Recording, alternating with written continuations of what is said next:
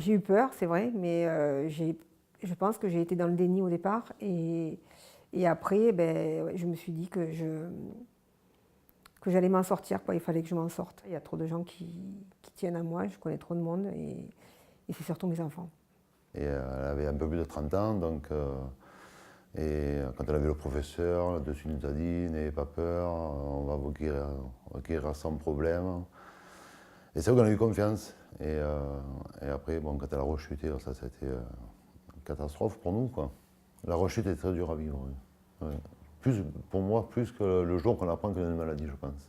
J'ai un mari, j'ai eu beaucoup de chance pour ça. Parce que franchement, il a quand même géré comme il a pu. J'ai eu 2 allogreffes. La première, c'est vrai que bon, les petits, ils étaient petits, donc j'avais fait un planning. La deuxième, ils étaient plus grands, donc ils se géraient. Mais voilà. Mais c'est vrai qu'il a toujours été là.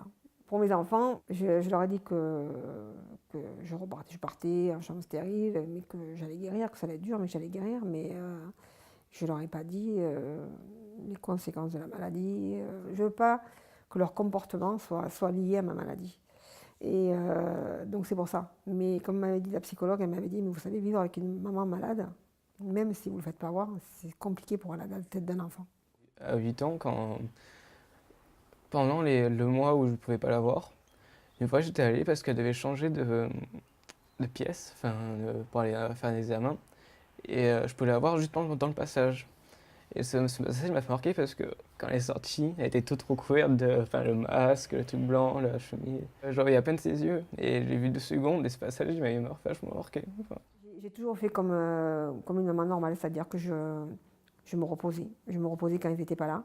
Et quand ils étaient là, ben, je faisais à manger, je m'occupais des devoirs, je faisais comme une maman normale à la maison. Et j'y arrivais, quoi. J'y arrivais. C'est sûr que, bon, après, à ma deuxième allogreffe, quand ils rentraient de la maison, j'étais parfois couchée, quoi. Et quand elle a rechuté après, là, je me suis arrêté pendant 4 mois de travailler parce qu'elle bon, était très fatiguée. Là, bon. Et d'ailleurs, j'avais tout enlevé à la maison, tout ce qui était rideau, tout. Il n'y avait plus rien à la maison parce que, bon, pour la poussière. Et ça, ils n'en parlent pas assez, justement. Parce que la personne fait sa greffe ou son allogreffe, mais quand elle revient à la maison, c'est un peu débrouillez-vous, quoi. L'avantage d'Isabelle, c'est qu'elle est très très forte dans son caractère, dans sa tête. Donc, pour nous, on s'est débrouillé, quoi.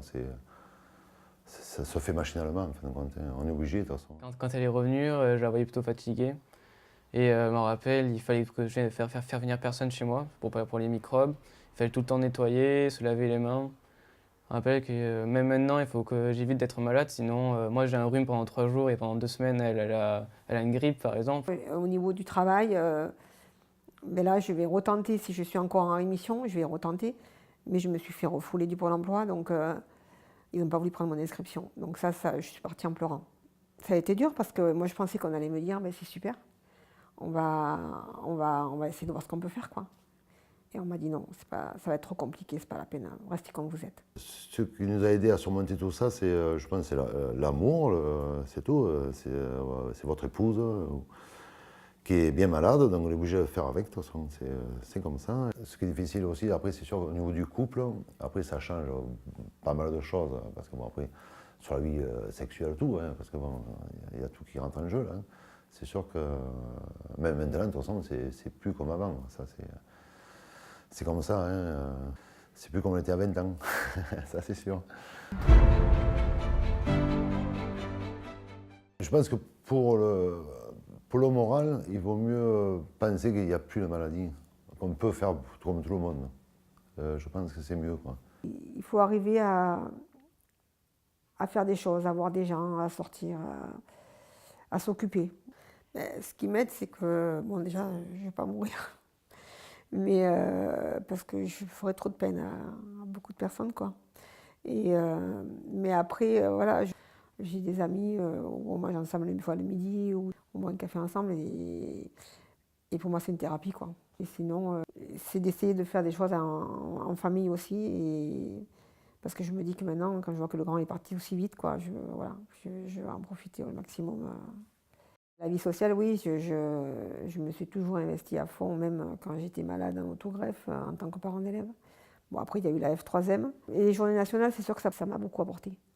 J'ai eu des compliments, j'ai eu un monsieur qui m'a aidé, qui m'a dit, j'étais dans le déni parce que je ne voulais pas aider les autres, je trouvais que ça ne servait à rien. Et j'ai compris grâce à Isabelle que, en fait, quand on est malade et qu'on est en rémission, on peut aider les autres. Voilà, donc cette association, en fait, ça me fait du bien. Ça me fait du bien. C'est comme une deuxième famille, on va dire. Voilà.